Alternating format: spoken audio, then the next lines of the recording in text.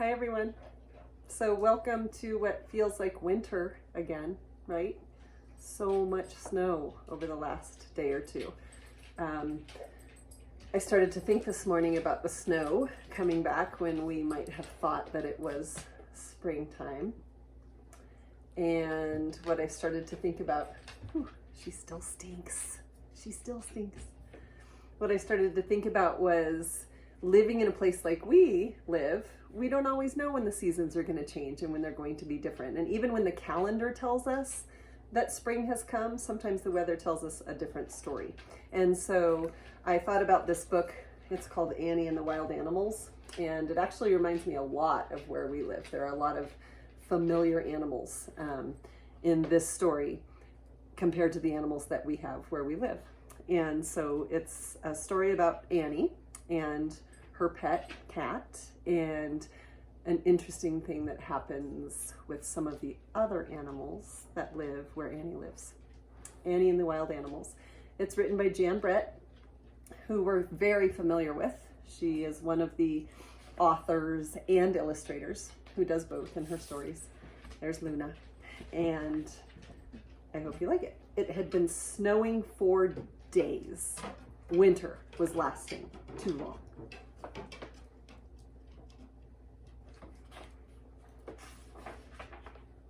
Something was wrong with Annie's cat. Taffy had stopped playing. She ate more than usual. She slept all day long. Annie found her curled up in strange places.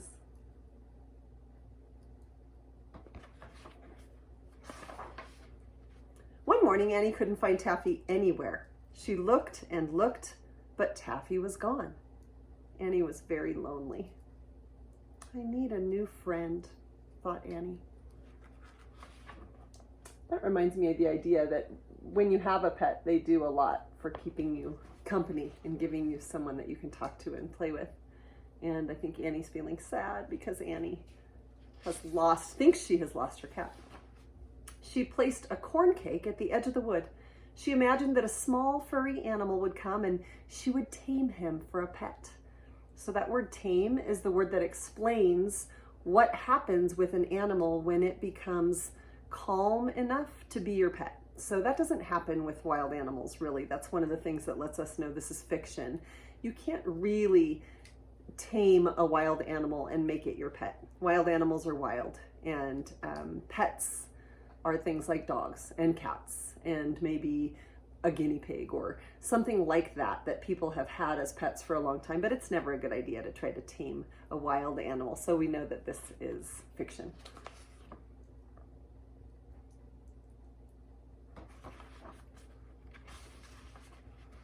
The next morning, the corn cake was gone. In its place stood a giant moose. He's too big to tame, thought Annie. I'll have to try again. That night, Annie left another corn cake at the edge of the wood.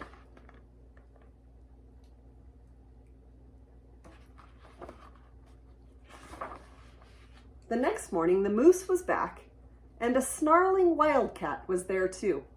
Wildcat's another name for many of the types of cats that live out in the world in the wild. But really, this wildcat is a bobcat. He's too mean to tame, thought Annie. Annie placed more corn cakes at the edge of the wood. And if you look at the illustrations on the edges, you're getting clues about what's coming next. The next morning, a big growling bear was there with the moose and the wildcat.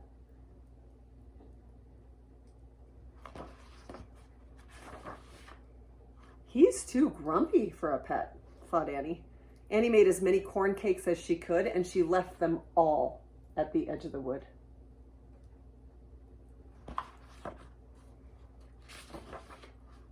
At dawn, Annie heard the snarls and growls of the wild animals. There was the moose and the wildcat and the bear.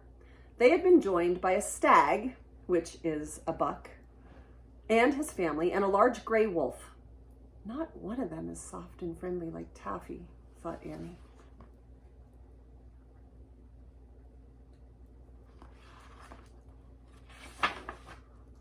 All the next day, Annie made corn cakes and left them at the edge of the wood. All night long, she heard the sounds of the wild animals eating the corn cakes. Annie awoke to find a great moose nose stuck through her window. It belonged to the moose, who was still hungry. Oh my goodness, can you imagine that? That would be such a surprise to wake up to in the morning. Oh my goodness. There were wild animals everywhere. They roared for their next meal. The little house shook.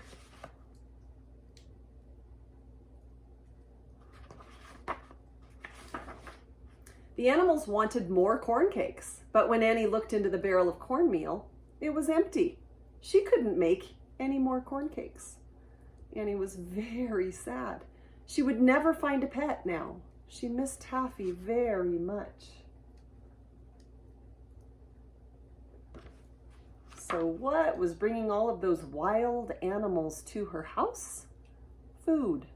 Food. Keep that in your mind for a minute. All that night, a warm breeze blew from the south. The snow melted. New buds could be seen on the plants and trees. The wood was coming alive again. By the next morning, the wild animals had gone back to the wood. They would find food there, now that spring had finally come. So in that page, there are all kinds of clues about the season changing, just like I was talking about at the beginning. We know that we are now in the spring in Mammoth. We also know that it has snowed a lot over the last couple of days. And so we started to have some of the signs of it being spring, like we talked about last week, birds singing when you get up in the morning, lots of snow melting. You hear lots of drip, drip, dripping outside while the snow melts off of the roofs and off of the trees and all of those things. And then today and yesterday, we kind of went backwards into the season of winter again, and it looked like it was more wintry than snowy. According to the calendar, it's spring. But according to the weather, it looks more like winter. Things are warmer now. The days are longer, meaning the sun shines for more hours than it does in the winter. So this snow will start to melt pretty quickly and we'll see more signs of spring again, like little buds on the trees and plants. Little tiny plants growing out of the ground that have been under the ground, sleeping and waiting for spring sun to warm them up and let them grow. And all the different signs of spring, like the animal noises and things that you can hear when the spring comes. All of those things will start to happen more consistently. Then, as unexpected as the warm spring breeze, Taffy walked proudly into the yard. "Taffy," Annie exclaimed, "you have come home. Where have you been?" Taffy turned and looked back the way she had come.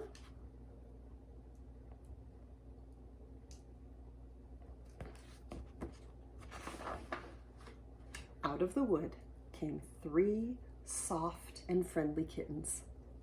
Annie would not be lonely anymore. So what did Taffy do while she was not in the house? She went and had kittens.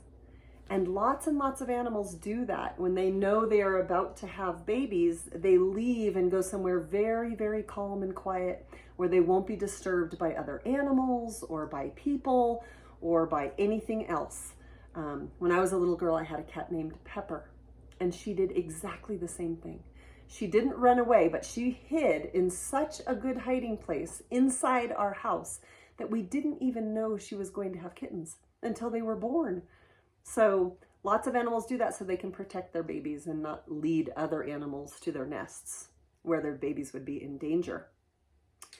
One of the things I want to talk to you about, because you live in such a unique place where we actually have almost every wild animal they're talking about in this story. We don't have any moose here, but we have all of the others except for a wolf.